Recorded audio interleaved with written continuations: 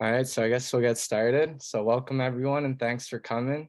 We're honored to have Charles Hoskinson with us today, the CEO and co-founder of Input Output Global and one of the most influential leaders in the blockchain and crypto space. So this is going to be an interactive event. So we'll immediately jump into questions and just raise a hand when ready, and we'll try our best to go in order. So thanks again to Charles for coming, and I'll start us off with the first question. Sure. As you know, the crypto industry can be very tribalistic at times. Do you think this will eventually start to diminish over time? And how can leaders of different ecosystems help and find some sort of middle ground with each other? So there's a lot of factors there. First off, there's financial incentives for people to be tribal. So whenever you incentivize a behavior or something, people are going to do it. Second, there tends to be an uncanny valley effect amongst orthodoxy, where people tend to fight the most, not with people that are radically different from them, but for people who are very similar to them but have some key differences. So, for example, you look at most of the conflict in the Islamic world, it tends not to be Islam versus Christianity or versus atheism. It tends to be Sharia versus Sunni. It could be a Sunni versus um, the other tribes. Sorry, it's too early in the morning for me, but Shia. There we go. And so forth. And so the same thing with Christian denominations. The Inquisition against the Catholic versus the Protestant faith. They both worship Jesus, but they have slightly different doctrines. So you can look at the arc of history and you realize that that is occurring in the cryptocurrency space. If you look at most of the cryptocurrencies, so you have, for example, EOS and Tezos and Algorand and Cardano. At the end of the day, public-private key, you're your own wallet, you're your own bank.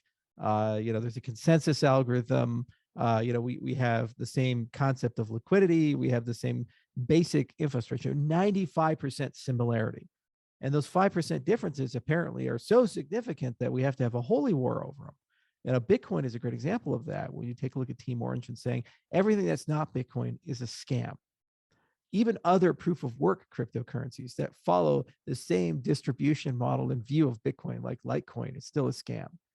And yet Litecoin is literally a copy of Bitcoin with just slight differences on the consensus algorithm and the tokenomics. But it's 4 coins instead of 1, and it's memory hard proof of work versus ASIC friendly proof. So okay, but yet somehow, some way, they have to hate each other. So I think that's just a natural human thing to do, and we've been doing it for thousands of years. And generally, as mainstream elements come in, what ends up happening is those radical elements, they tend to be pushed to the fringes, and then the technology gets commoditized, and the attacks will stop. So hopefully things will get a lot friendlier and better. If they don't, then I think it's going to be a major barrier to mainstream adoption with cryptocurrencies. Thanks for that answer. Okay, who would like to go next? I'd like to go if that's all right. Sure. Hey, Charles. So I work in politics up in Canada, and a big discussion that we had a couple of years ago was reforming our electoral system, so how we vote. And I know that there's recently been some discussion about using digital democracy, using those consensus and ledger mechanisms to be able to maybe track how we vote, maybe be able to hold people accountable. Everyone says paper trail is the best way to do this, but how do we educate the public in order to maybe save time, money, and costs and using blockchain technologies for voting? Because I know a lot of people are scared of what they don't understand. And, it is something that I think would be beneficial to the political system that we have. So there's a great paper out of MIT written by some Turing Award winners. Ron Rivest is the principal, and there's a few others that actually is quite critical of blockchain-based voting. So blockchain doesn't make everything magical. It's great for the use case of being time-stamped, immutable, and also auditable. And so on the surface, that seems like a great utility to apply towards election science. And it is, and we use it all the time in the industry. But you have to have a lot of other machinery and mechanics in place. And if you don't have those, blockchain is actually not really solving anything for you. So the tides of a larger conversation, the e-voting conversation, constantly get in. And they say, well, hang on a second. If I'm on paper, it's a lot harder in practice to corrupt an election than if I'm digital, because if I'm digital, not only can you corrupt it, you could do it remotely, and you may be able to do it in a way that I can't detect that you've tampered with it. So how do you build a system where you have equivalent security to paper, but then all the benefits of e-voting? And then what do you do with people who are disenfranchised? For example, older people that don't use cell phones, aren't online. There's less and less of them these days because that group is aging out, but there's still quite a bit of people that are still not really that digitally literate. Like my 90-year-old grandfather who lives in Littleton, Colorado. He doesn't have a cell phone. And so if you say, let's do online voting, he can't. So there's this assumption that you're going to have a hybrid system, a paper system and a blockchain system. Well, then how do you reconcile those two things together? So I think what you ought to do is you ought to say, instead of blockchain for national elections, you say blockchain for something that we do every day, the Twitter polls or club voting or sports and fans voting or things like that. And then blockchain for municipalities. So for the city of London, Ontario, and then going beyond that, maybe all of Ontario. And then at some point, you go to the national elections in that respect. Then you could build trust, faith, and confidence inside the system and kind of take it for a dry run. And you get there. And how you win people over is by saying, well, you have a lower cost of doing elections. You have a much easier time verifying the integrity of the system. You can always verify that your vote was counted and counted correctly. Okay, so that's a super important property. And also you can use different election systems at a drop of the hat. So instead of just saying, am I going to vote for Alice or Bob? Maybe I have a situation where I can vote and say, Bob is my first choice, Alice is my second choice, Jim is my third choice, John is my fourth choice, and so forth. And that's called rank preferences. And so the ability to dynamically shift between these things, or even approval voting, where you can poll the public at any given time and say, what level of popularity does this thing have? I think the fact that you can do that cheaply, efficiently, and at a scale of millions to billions of people means that e-voting will win. The problem is you have that legacy tail, and then also you have very real cybersecurity considerations. The vast majority of American cities, and I'd like to argue probably Canadian cities as well, actually don't have a chief information security officer or a solid cybersecurity policy, which means that while the big guys, the big cities like the New Yorks and the Los Angeleses and the Torontos of the world are pretty covered, when you get to smaller cities, there may be only one person or no person who's there actually keeping this critical infrastructure of that city secure. So the problem is that usually how you regulate and run elections from a digital viewpoint is you push it to the edges, meaning the people who are actually running those systems will be the 75-year-old county clerk in Wheatland, Wyoming, population 3,500 people, who has no clue at all how to manage and run these things. Alternatively, you can give it all to a big central company that does all that stuff. And if they do, then what's the advantage of being blockchain if the person running the whole thing is one company for every single place? And you also create a single point of failure. So it's not the panacea that we all like it to be. And I'd encourage you to read Ron's paper. I think there's a longer road to go. But on our part, we're doing a lot of cool blockchain-based voting with Cardano, and we're learning a lot along the way. And then what we'll probably do is try to do some state-level experiments in the state of Wyoming at the county level, and then work our way up to state elections. And then we're going to try to find a way to hybridize these two things together. It's also closely related to the identity management side. So how do you identify people? Do you have a digital national ID? Can you pair voter registration with that? It's another big problem. Voter ID stuff is pretty controversial in the United States.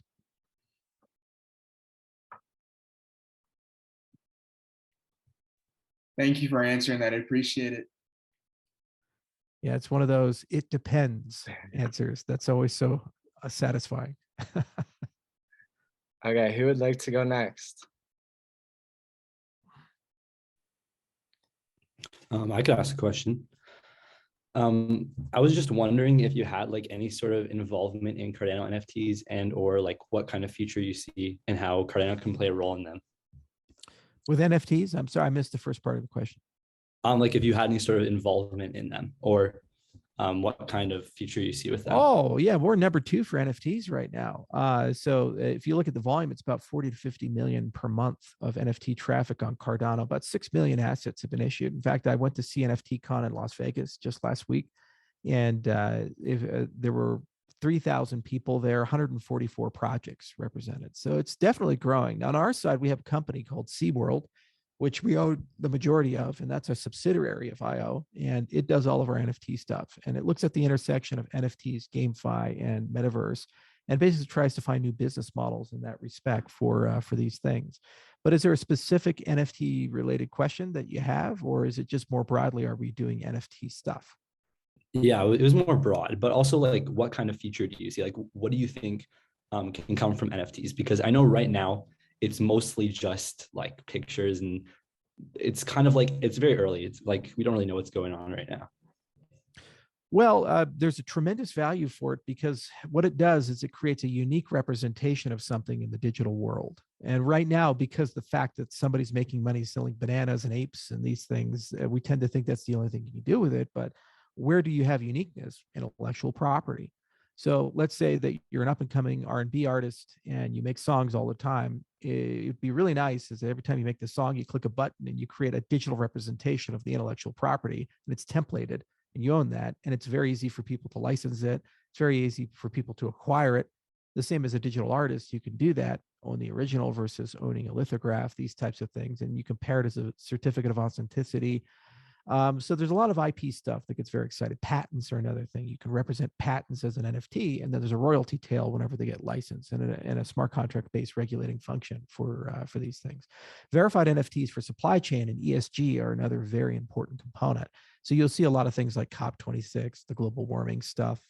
How do you be more environmentally friendly? Well, you have to measure everything. So you have to know that coffee going through the supply chain, what is its environmental impact and which people touched it and how are we handling it and what policy do we regulate it with? You can represent that in a digital supply chain as an NFT because it's a unique, non-fungible good. Those particular coffee beans are not fungible because they have a story behind them. They were made by a particular farmer. They were made with a particular set of facts and circumstances that's very different than another farmer and other facts and circumstances. So they need a unique representation in that sense. And the 20th century supply chains were mostly fungible. We tend to treat one bar of gold the same as another bar of gold. And you now have to breach that if you have an ESG component because they're simply not. So I think there's a huge growth. And frankly, as a young person entering the cryptocurrency space, that might be the easiest entry point. And there's a lot of real cool stuff that's happening.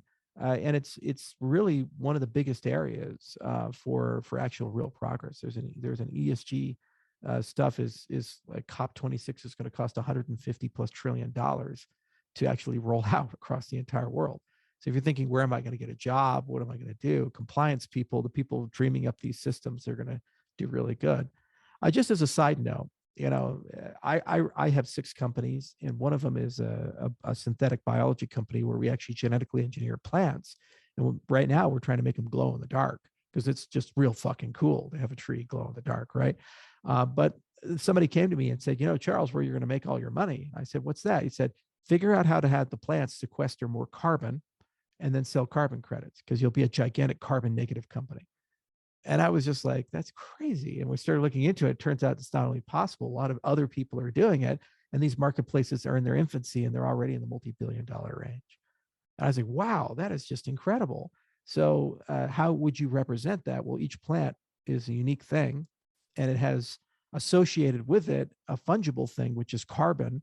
And then you have to create a marketplace for that. So the track and trace and verification actually has an NFT component if you were actually going to tokenize and sell these types of things. And it's not a small thing. If we figure that out, I'll make hundreds of millions to billions of dollars for this company, assuming we get to scale just from the carbon. So it's really crazy, when you think about this type of stuff, and NFTs are right in the center of it. We need standardization, especially on the data representation type. We need inter-blockchain interoperability. So an NFT that's created to represent something on Ethereum, it needs to be able to move to Cardano and back. And also we need legal agency for these types of things. So we need courts and other things, wrappers to be put around them, legal wrappers to basically make an NFT have a legal right. Cool. Thank you for the answer. Yeah, thanks for that answer. So who would like to go next? I have a softball question for you, Charles, just to hear from your perspective. What are you most excited about for either your company or industry in the short to medium term here? Well, what's refreshing about the bear market is that we can just focus on actually building stuff and getting new things out. So the age of sharding and inclusive accountability is here. So we're going parallel with a lot of our consensus algorithms, and we have an idea called input endorsers, and other people are pursuing other ideas, but that's what's going to allow us to go from like dozens of transactions or hundreds of transactions per second to millions. And that actually means these systems can now operate at a global scale. And, you know, for 13 damn years, we've been talking about it, but now it's actually going to happen. Now, the corollary to that is you actually have to have a big set of innovations on the data availability side and also on the verification side. So the problem is that the minute you start having millions of events per second, you will have a data structure that's a database, a blockchain that's in the gigabytes, terabytes, eventually petabytes, eventually yottabytes. It'll get too big. So the whole trust model that Satoshi had of homogeneity, meaning everybody has a full copy of the blockchain, doesn't work. So you need proofs that the events that you're seeing are true. And that's where snarks come in, zero knowledge cryptography come in. So it's really exciting to see how fast that's evolved, because it went from like a thing that guys at MIT did in the 80s, and you know, it's like 4 of them and no one cared, to one of the fastest growing areas of research in the cryptocurrency space. And it started with privacy coins, but very quickly it's working its way into roll-ups and other scalability solutions. And they're becoming a real deal. So these two things are huge drivers of innovation. And within the next 24, 36 months, a lot of commercial scale systems are going to come online. And that's going to allow us to get the next wave of adoption for the space. The third thing is the integration of identity into these things. So there's a whole identity layer that's being put on top of the cryptocurrency space. And for travel rule compliance, for regulated DAOs and DEXs and regulated DeFi in general. And that's always been something we've been talking about, like through the digital identifier standard, the DID standard at the W3C, but we never actually put them together. You know, it's like oil and water. Cryptocurrency is pseudonymous, and the TradFi is identified. And this was a big, you know, big characteristic that we tend to differentiate the two from. And now they're being put together. And so the question is, how do you put them together to preserve people's privacy? And how do you put them together to still preserve decentralization and not have a gatekeeping function that prevents normal people from having access, because you destroy equity in that case? So that's the hard one. And so these three things are all happening right now. And the decisions that are made there will ultimately decide the winners and losers in the layer one wars, and will ultimately decide what rights you have as a consumer for using blockchain technology for your businesses. And so they're not minor fights, they're colossal. And frankly, this is one of the reasons that we're having a lot of tribalism above and beyond the things that I've mentioned before. We have real philosophical differences of opinion. I'm not okay with a system controlled by 10 people. The Bitcoin people actually are at the end of the rainbow, because there's less than 10 major mining operations that control the system.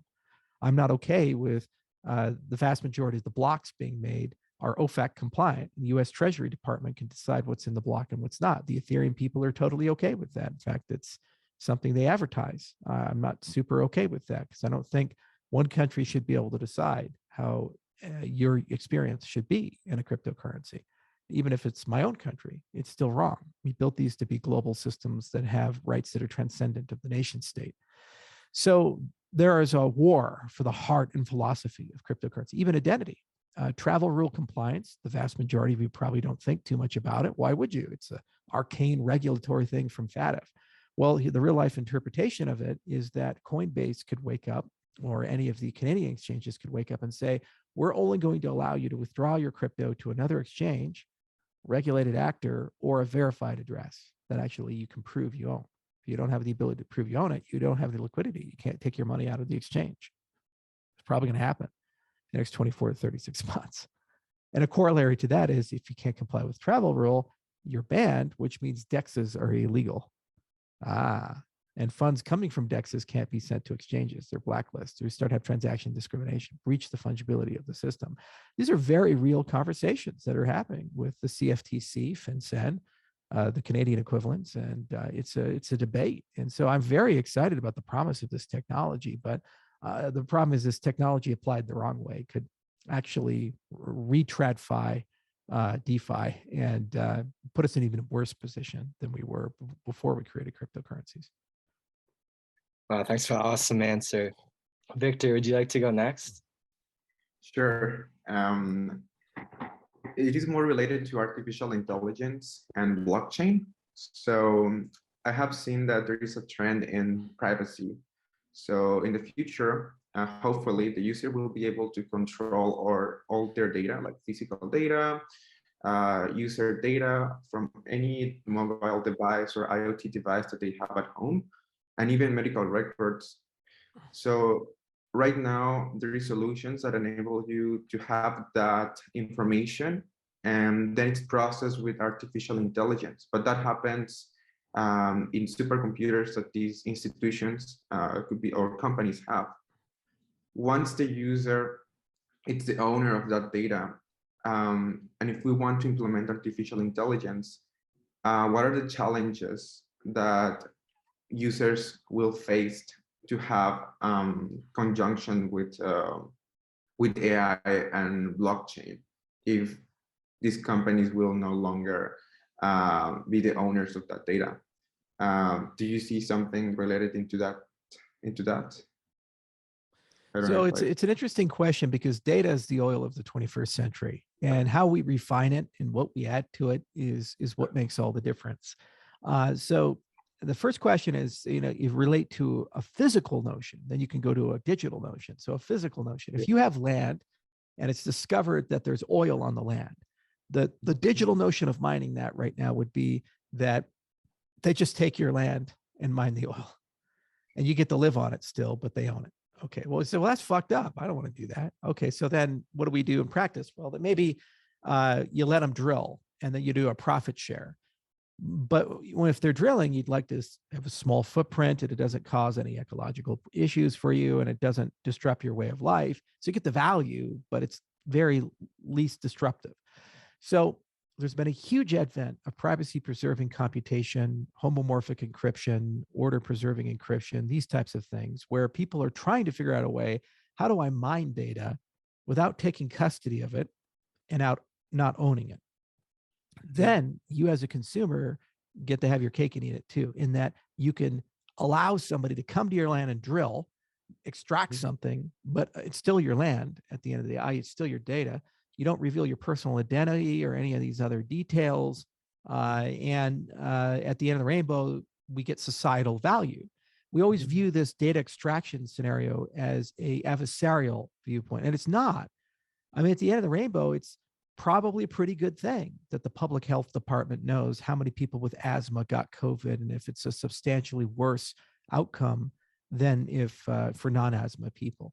The problem is the way that we collect it, aggregate it, mine it is done in such a destructive way that it's adversarial at the end of the rainbow. And i.e. they take your land and then they can do whatever they want with it or use it against you in civil or criminal senses. So if you have a privacy preserving construct, I think it mostly resolves, and then you just create a data economy. That's what BATS is trying to do, basic attention token with Brave, where they're saying, okay, you're still going to have ads, but now you make money from ads being sent your way. Like, oh, okay. And we'll do everything in our power to use this model to finance privacy. Oh, okay. And if you trust Brendan Eck and the work he's doing, and a lot of it's open source, you can see it. For the most part, it's pretty reasonable. You just need heavier duty cryptography.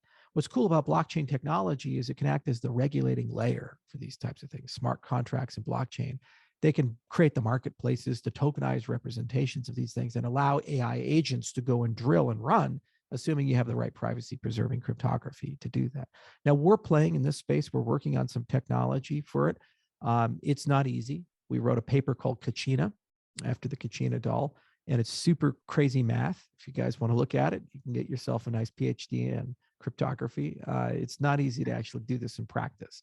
And the problem is the vast majority of the algorithms are either specific purpose or very slow in the general purpose.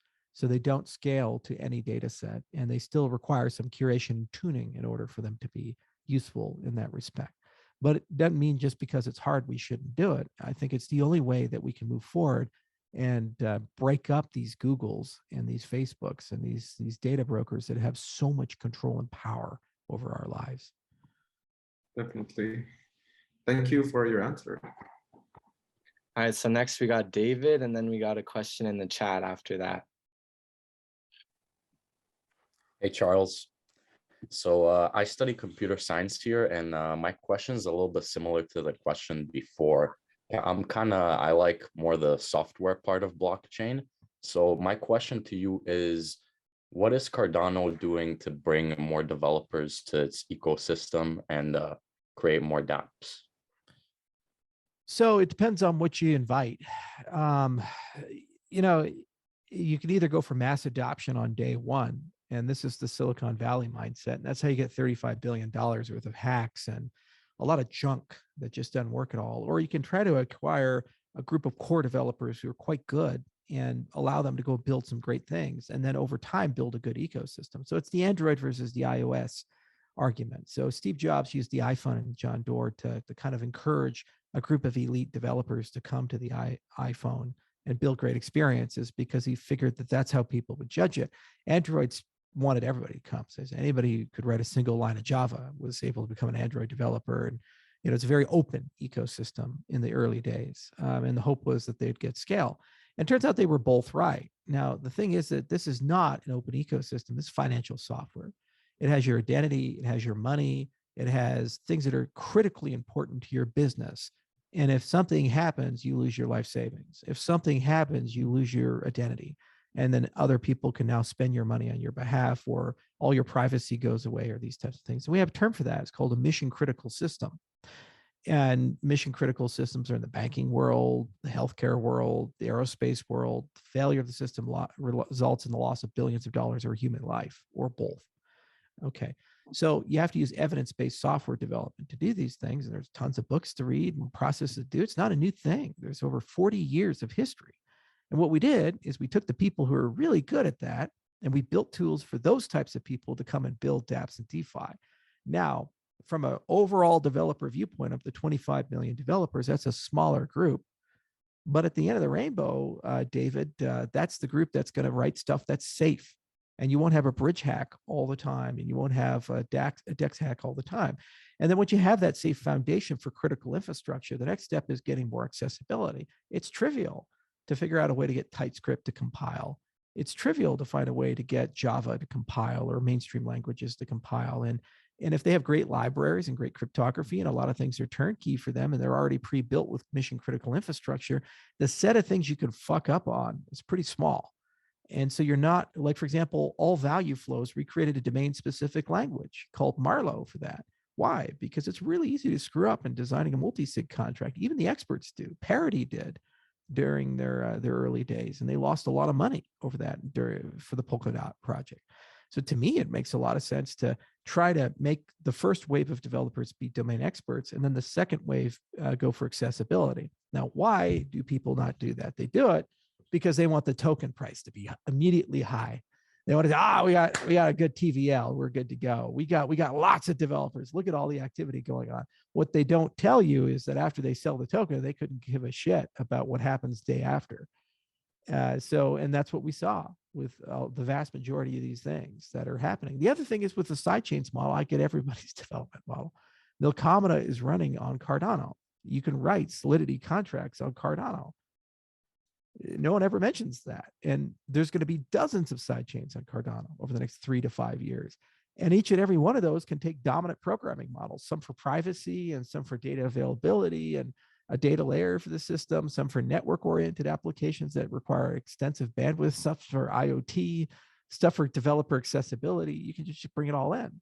But your core has to be certified. Your core has to be evidence-based. Why? Because that core is what holds all the money. And if that gets screwed up, the system's done. If you have a catastrophic hack, you never recover, ever. Zcash is a great example of that. Wonderful project, wonderful team. There was a bug, and the bug created a situation where you didn't know if people could counterfeit money. So they fixed it, but there's no way to verify if they've completely fixed the bug or not, because you don't know. So the integrity of the entire system is forever stained a bit by the fact that a bug existed. You just can't let that happen. And so that means you need a different class of developer, a different notion of how to do software engineering. And if these protocols are going to be around for 50 years, 60 years, what the hell is the rush of taking an extra year or two to get things done the right way? The problem is we're all in the Silicon Valley mindset of, if you don't do it today, if you don't move fast and break things and get a network effect, then you're done. And my answer to that is, okay, if you really believe that, I want you to pull your BlackBerry phone out of your pocket, go to Yahoo, search for your MySpace page, and then go and complain about it on Tumblr. Okay. Does anybody even know what any of those are? I mean, it's like, network effects disappear all the time in technology. They're one of the most ephemeral things. Look at Farmville and how many customers they had and how quickly they disappeared. So stuff that's hot today will not be hot tomorrow. Protocols, once they set, we tend to use them for decades. As a developer, you probably encountered programming with TCP/IP. The person who came up with that was Vint Cerf and Bob Kahn back in the 1960s. Okay, and we're still using it today. Okay, your grandfather could have been programming with it. It's just a sense of how old these things get. So if I write a financial protocol, I damn should be sure that it's correct, because you guys might end up living with this when you have grandchildren. So, and I don't want that protocol to be bad, because Vint didn't get the address space right. IPv6 has been a nightmare to roll out because he didn't have a concept of mobile computing. Why would you in 1960s, 1970s? It was a nightmare to roll all that out because he didn't have a concept of things like identity. Why would you have to have a notion of identity? You guys know how identity used to work on the internet? You had a phone book that would sit next to your computer terminal, and actually it had names to email addresses. So you'd be like, John Smith at University of Illinois, what was his email address? And you look him up in the phone book, and that's his email address. Okay, that was your identity layer for the internet. You had a book. You can still buy them. They're on eBay and things like that. They stopped printing in the 1980s, but the internet was so small in the early days. Literally every user of the internet was identified and in a book, and it was a companion to your user experience. So the guy who created that, do you think he's going to think I need to create an identity layer for tens of billions of devices that are ephemeral? They're coming on and off, and anonymous devices and drones and IoT devices and cell phones and care? Of course not. And thus the protocol has deficiencies. And to fix those deficiencies, turns out it's the IETF and others have been spending more than 20 years trying to figure it out with things like Google Quick. And, Web of Trust was an attempt to add an identity layer for over 30 years, hasn't been successful. A little stuff like that.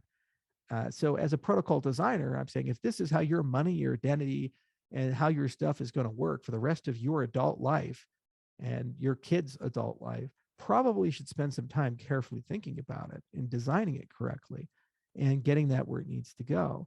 And then once that's there, developer accessibility is super easy. You just add an additional layer, an interoperability layer, developer layer. That's what we do. TCP/IP programming, you're doing it today. Very different than what I was doing at my computer science classes. Okay, we had to write that stuff in C. You're probably using Python, and there's beautiful fucking libraries for manipulating network code.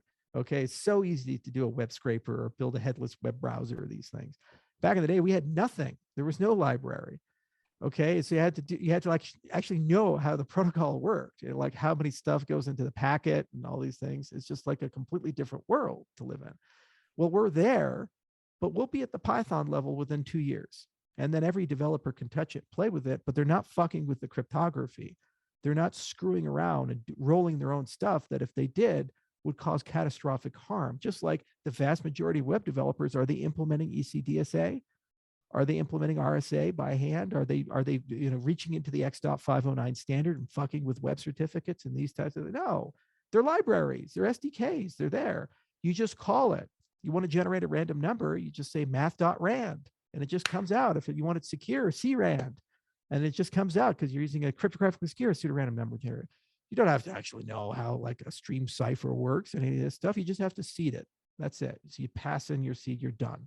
And that's what's going to happen for blockchain programming. There's going to be a great commoditization between all the platforms. And it doesn't matter if you're an Ethereum programmer or a Solana developer or Polkadot developer or Cardano, there's going to be a compatibility layer that exists, just like there is with React.js, just like there are with a lot of these managed languages. And you just write your code once and you deploy in different environments, and you have turnkey deployments for these types of things. That's where enterprise architecture and engineering and software development go, is turnkey deployments, compatibility layers, and these types of things. And by the way, there's boatloads of money to be made in writing that software. There's going to be several multi-billion-dollar companies founded in the cryptocurrency space who that's their job.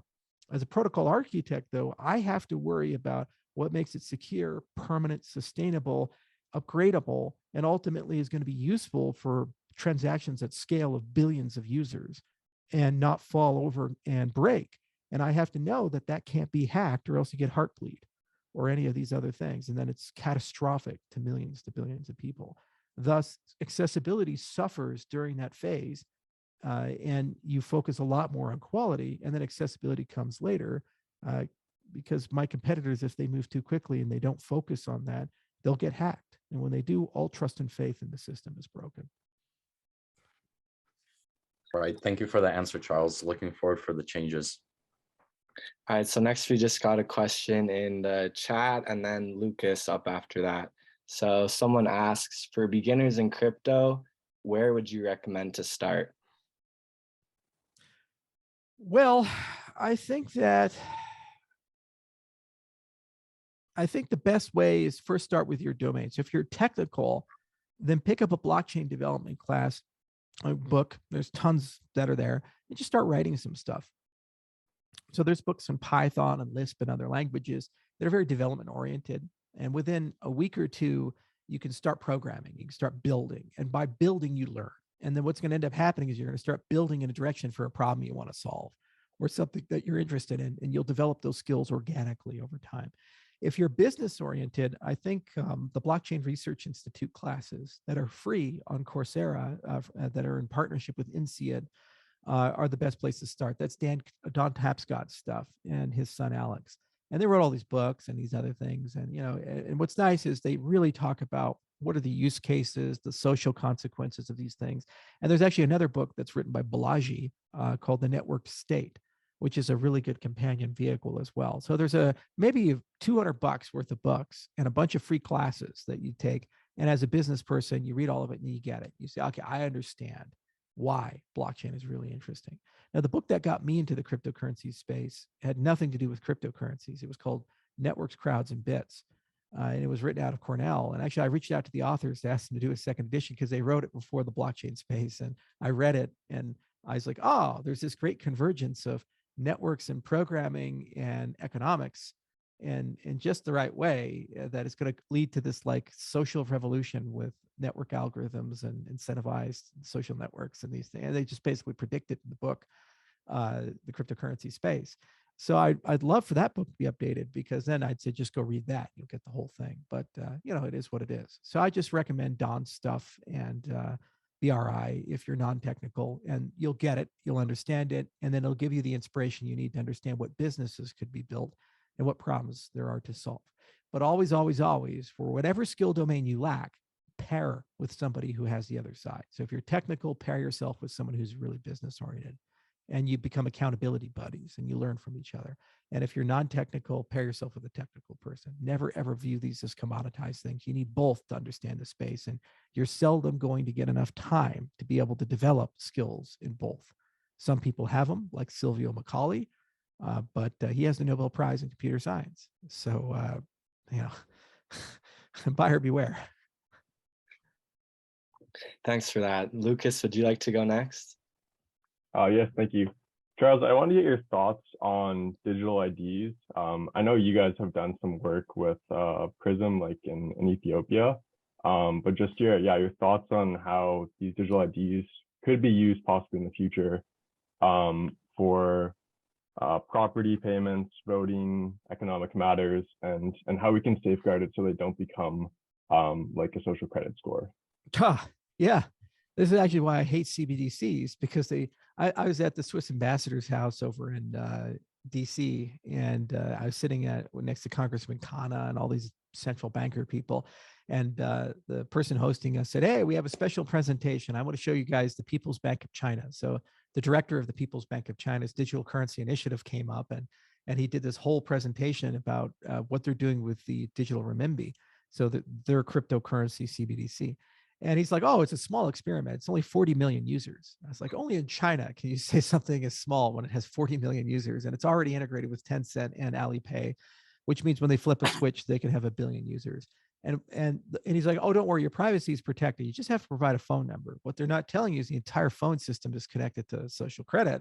So the minute you provide that phone number, boom, all your transactions get linked to the social credit infrastructure.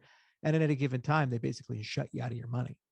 So it's a concern, and it's a very bad concern. And it's at its core invites very uncomfortable situations like racism, genocide, sectarian violence. Let's say there's a country with an ethnic minority, and the ethnic majority is persecuting that ethnic minority.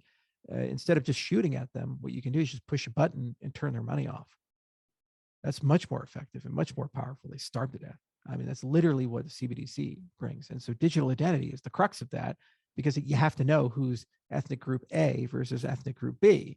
Well, if you have a national ID and it's digital, you'll know that. You gather that information. It becomes part of it. It's actually what happened in the Rwandan genocide.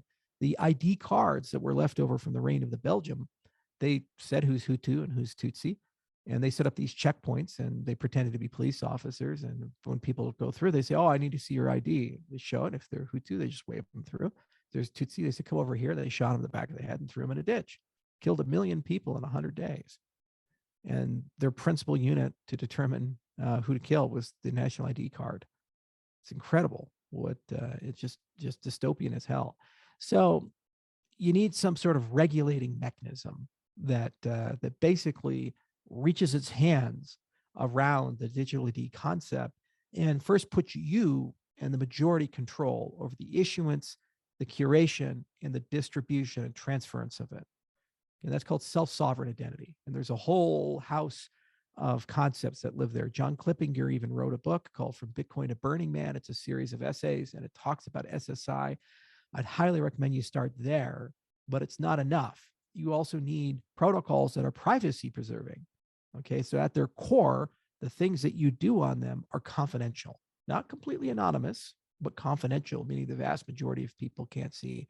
And it's hard to de-anonymize them unless it's rules-based. And that's the third point. You need a rules-based order to preserve your rights with privacy. So the use case of saying there's a checks and balances system, and these 5 people have come together and they've decided to de-anonymize this particular thing is a world of difference than saying the military has decided that they want to know everybody who's in this ethnic group tomorrow. That's a world of difference. So a rules-based system can recognize the difference between these two, and they can create some rights and oversight, and checks and balances built into the system can guarantee oversight. The first thing that every dictator, every totalitarian government does is they try to chip away at rules-based systems. If you think you're heading towards a dictator, the first thing you generally look for is the courts and say, are they strong or weak? If they're weak, that's a bad sign. If they're strong, they're a counterbalance to someone trying to become a dictator. The second thing you look for is the legislative branch. Is it permissive or not? Do they take orders from the president, or do they push back on them? If it's weak, that's a bad thing. The third thing you look for is who has control over speech and identity. Who gets to say what's legitimate speech and not legitimate speech, and who gets to decide what the reputation of your identity is? Every single dictator gets control over that because they weaponize it against people that are their enemy. So digital ID is like crack cocaine. It's candy, for totalitarianism, because if it's done incorrectly, it makes it significantly easier to decide who's in the club and who's not in the club, because you can use algorithms to do it for you, just like they're doing in China. And if you don't believe me, I mean, look at recently with Xi and Hu Jintao, the former president of China. He just had him escorted out just to show how powerful he is. He's like, yeah, I'm going to be king for life. And this guy who used to have my job, straight to jail. He could do that. And so digital ID systems give you the ability to do this on a scale of the entire nation in that respect. So self-sovereign, privacy-preserving systems and rules-based privacy-preserving systems, and then embed them in places with strong checks and balances. And if they don't have that capability, then what you need to do is go completely anonymous in that respect. So is that being implemented with the Ethiopian project you guys were working with? It's not a national ID system. It's just a credentialing system. And this is a situation where there's no additional information being aggregated. It's just a convenience factor. So in the case of those students, the government already knows their grades and whether they graduated or not. There's nothing dystopian about digitizing that.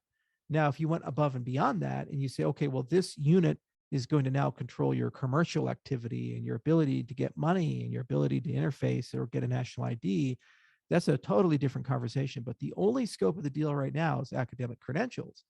And that's a record the government already has. And the problem is the government's very inefficient at telling other people that record. So let's say you're up from the north and you try to apply to go to Oxford or Cambridge, you just can't get your academic records out. They're locked. So some people 2 years now, they haven't been able to go to college. They're 20 years old, they're still applying, but they can't prove that they've graduated because the records are locked. You see, so just digitizing them and giving them to the students means they now actually have an ability to prove that they graduated and what their GPA is and their merits and demerits, independent of the government being online or not. Super useful property to have. Now, if we went beyond that to an actual digital ID system, you'd need to have certain principles behind it in order for it not to be abused, which is one of the reasons why we haven't gone beyond that, because we haven't thought out all the different combinations and permutations and these types of things. And doing national IDs is a very, very difficult thing. And you have to be super careful about it and understand that there are unintended consequences, positive and negative, for everything that you do. And, you know, if you're not prepared to go down that road, then don't do it. So we just started with credentials because that's objective. If you're a doctor, you'd like to prove you're a doctor. What makes you a doctor? Well, the state, it certifies you. So they already know that. You don't lose privacy by just making it easier to prove that. If you're a lawyer, who certifies you? The state. So making it, you know, easier for you to show people that didn't destroy your privacy or these types of things. But as a human being, the state doesn't make you a human being. That's a very different concept. And you need a different regulatory structure, because there you have to protect you from the state instead of your relationship with the state in terms of credentials. Does that make sense? Yeah. So are you saying it wouldn't be used for property payments or anything, any of that possible in the future? Because I remember seeing a video of you in April talking about that it could be used. It has the potential of doing that. And that's the part of the negotiation that we've been looking at. We've been trying to figure out, how do you go to the next logical step? And first, they have to age into it, because the vast majority of the people getting credentials right now are kids. They're like 12 years old, 15 years old, and so forth. But then you have to combine it with a wallet layer. You have to make it SSI compatible and so forth. But what's nice is they own the credentials. So the kids using this, those DIDs that are there, they actually have control over them. It's not a central repository. So they at very least can take that somewhere else if the system that they're going into is not able to do that. And I suspect an informal economy will actually grow, and a reputation economy will grow around these things. And my hypothesis is that that informal economy will be private, not government led. You know, because when you look at things like M-Pesa or so forth, they tend to be private led, not government led, when you talk about Pan-African transactions and activity. But we certainly had a lot of conversations. They got put on hold because of the Tigrayan conflict. And we just said, let's stick to the digital ID for the credentials. And we have been trying to figure out, how do we take it to the next level? But it's exactly that. It's that there's an order of magnitude more complexity and thus social responsibility that goes into it. And we're trying to work our way to how to do this. The good news is that the core is compatible with the vision, which means that DID that's issued for credentials can easily get metadata about other things and be used as a payment system. So as it stands right now, they have enough to be able to conduct commercial activity in that respect, if they wanted to, if they knew how to, if there was the right infrastructure. So you don't have to throw them away. So it's not like if we decide to build a payment system, those 5 million credentials disappear. They have to be refreshed, revoked, and reissued. You can just extend them in that respect. That's what I meant by those statements. Okay, thank you. All right, we probably got enough time for one more question. So Michael, you want to go for it? Hey, Charles. I just wanted to start off by thanking you for being here and answering our questions today. And my question is, do you see potential future government regulation interfering with the natural growth and expansion of the crypto blockchain space? And if so, in what ways, and how do you expect to need to adapt? You know, I got some ATVs on my ranch, and everybody loves driving ATVs. It's like the coolest thing in the world, right? Driving 40 miles an hour, whatever you Canadians call it, in kilometers per hour, and you know, crazy metric system. And you got the wind in your hair and all this stuff. And then every now and then somebody rolls it and they almost get themselves killed. And they're like, holy shit, I need to wear a helmet. And that's where we're at. We built the ATV And now we're starting to roll them. And people in the cryptocurrency space are starting to realize that TradFi regulation isn't accidental. It was done because people rolled their ATVs. So the question is it still relevant to apply the standards, let's say, of cars to ATV regulation, or what's the same and what needs to be different? So we recognize that cryptocurrencies are very different than banks and exchanges and legacy fiat monies. But some basic principles are the same: information asymmetries, conflicts of interest, disclosures, consumer protections, all these types of things. Why? Because we've seen people in our space build BitConnect and Luna and Celsius. We've seen exchanges trade against their customers. We've seen people be defrauded with false ICOs in these types of things. They happened. There's a Canadian exchange that went bust, and a lot of people think the CEO faked his own death and ran away with all the money. Okay, so that stuff happens, and you can't just pretend like it doesn't. It's there, it's real, it exists. So the challenge is, what do you keep and what do you build that's new? And that's where we're at. That's the conversation. So you don't want to say anything that's decentralized has to become centralized for regulatory purposes. You might as well just shut everything off. You've missed the entire point of cryptocurrencies if you've done that. Also, you do not want to build a system where one central agency is God and they know everything. And at any time they can reverse a transaction or freeze a transaction. Again, you've missed the entire point of cryptocurrencies if you've done that. But you'd like to build a system where everybody's equal and has the same access to the same information. You'd like to build a system where when someone makes a centralized promise or commitment, that there's an auditor and oversight for that. There's no greater example of that than asset-backed stablecoins. Why? Because while they trade in a decentralized sense, the only reason they're valuable is you're trusting Bob to hold the fucking money in the bank account. You don't want to find out that Bob is spending all the money on coke and hookers, and so suddenly, like your dollar-backed stablecoin, only 50 cents to the dollar is there because the rest has been spent.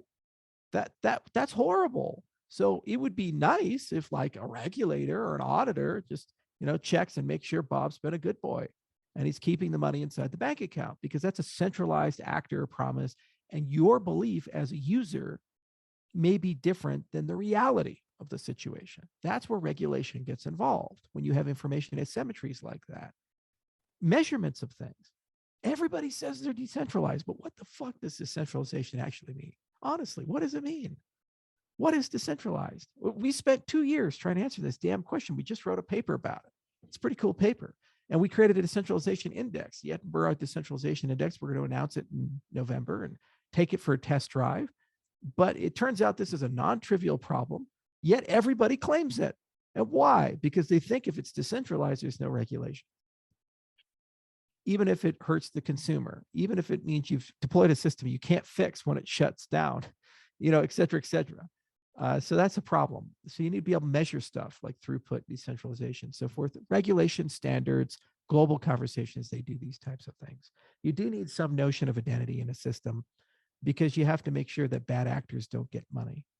I really don't want roving gangs of child rapists to get lots of money for snuff films.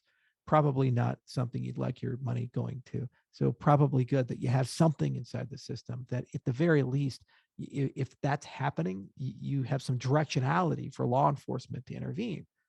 Okay, so it's always a constant debate of, well, what do we need to put into the system to give that directionality? But of course, we would like to have constitutional rights, human rights, these types of things to protect us. And it's a tension in both ways. The United States, the Church Committee separated intelligence collection from law enforcement. Law enforcement, you have to get a court order. You have to actually have a judicial oversight to prosecute somebody, to criminalize conduct.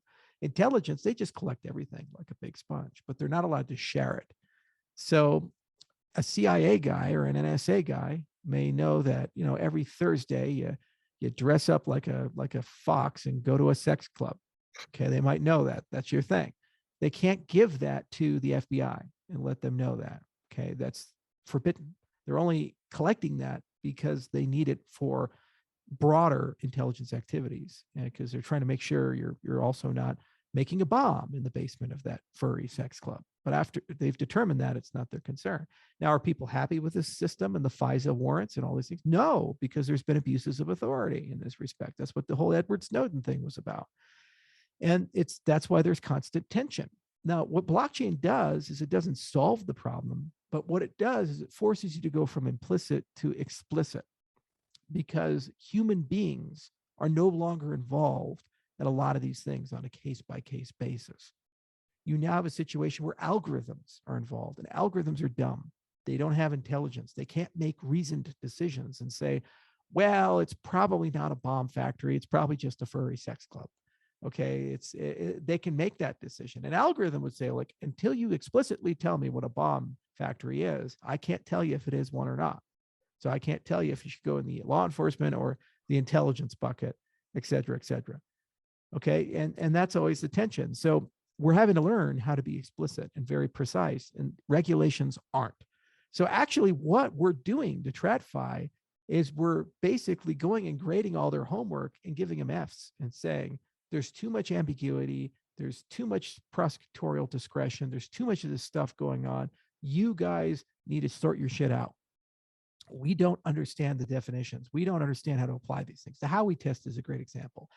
For 80 years, the securities industry in the United States, they said, we have this three-pronged test: expectation of return, a vertical and horizontal commonality, and a common enterprise, whatever the hell that means. And lawyers would arcanely apply this, and every now and then the SEC would intervene and sue somebody. But for the most part, before crypto, it was one of the least talked about things in securities law, because it almost never came up in practice. And now in the cryptocurrency space, it's the most talked about thing because it's ambiguous. We don't understand it. We're like, okay, but what is commonality? What is expectation of return? I have expectation of return with a baseball card. Does that mean baseball cards are security? Well, no. Well, okay. Well, my NFT is like a baseball card. How can you say it's a security? Fuck you, man. And this is not like an arcane thing. It's whether your entire business model is legally legitimate or not, or competitive or not. So it's a big deal. And the regulators just throw their hands up and they're like, well, we have no idea how to make this explicit. We really don't. Lawmakers come and help us out. And this 80-year-old lawmakers sitting there being like, don't look at me, man. I just work here. Lower taxes. We'll talk about it. So it's a big pile of crap right now. But the problem is both sides are being unreasonable. The cryptocurrency space is pretending like human beings will never do anything bad and never need any regulation at all. And it'll all just work its way out. And the regulator is acting like they're being very clear and very specific, and there's enough oversight, when in reality, there's no comprehensibility or understandability about all those things. Like, what does it even mean to register a cryptocurrency as a security? Who has a disclosure requirement? What if the founder dies? What if the founding entity goes out of business and the cryptocurrency is still trading? You're basically saying, like, stock can be zombies. Microsoft goes out of business, but it still has $1 trillion market cap, and Microsoft stock is still trading. That's literally what they're saying right now. It's nuts. You can't do that. Yet you have a commission that basically that's their opinion. So whenever you have this happen, people beat the crap out of each other for a while, and eventually they decide, when do you have to talk about it? When do you not? When do you have to disclose? When do you not? And then what we can do as innovators and entrepreneurs is we're able to build a large amount of great technology to automate this type of stuff. And it's going to be a renaissance in red tech. So if you're looking for grad school or things to make money in, another good field to go into is regulation technology, reg tech. Especially if you're computer science, study computer science, study law, and go to regulations and automate them. There's going to be 10, 15 billionaires that are made doing nothing, going into countries and automating their legal systems and figuring out how to automate regulation. I mean, there's already companies like Chainalysis and Elliptic that do KYT, and Acuant that's doing the identity side that are doing this. And these will be multi-billion-dollar companies. So, another thing if you're interested in it. I hope the furry sex club wasn't too explicit for you guys. No, it was just enough. Thank you. Okay, that's what he said. All right, thanks everybody. This was a lot of fun. Yeah, thanks again, Charles. Thank We you, really Charles. appreciate it. Thank you. Cheers. Thank you, Charles. Thank you, Charles. Take care.